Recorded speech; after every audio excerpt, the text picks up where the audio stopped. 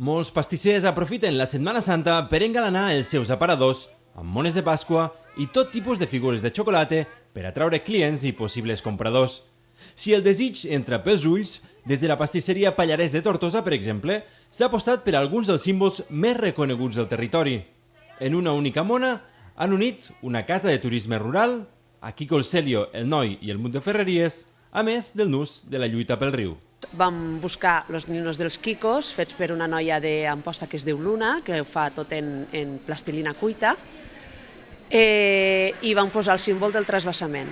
A veure, estem en tot el meneo de la plataforma, hem d'apoyar la causa, si pot ser, i després els Quicos tenim que han guanyat un altre premi de rock, damunt celebren els 20 anys de carrera, i per tant vam pensar que era una bona manera de fer una mona reivindicativa de les Terres de l'Ebre.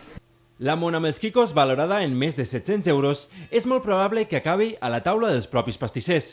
Apunten que aquest tipus de productes no es fan tant per vendre's, sinó com un ham per cridar l'atenció i que la gent que passeja pel carrer acabi entrant a l'establiment a comprar. Pues que venia a buscar dos monetes per als meus netets, una de princeseta i una altra per a xiquet de Spiderman, i és el que he trobat. I ja m'ho emporto i per esta tarda els ho donaré. Des de la pastisseria s'afirma que els compradors estan molt mediatitzats, ja que el que més es busca són imatges de personatges que surten al cinema o a la televisió. D'altres, però, no deixen també de voler les imatges més tradicionals.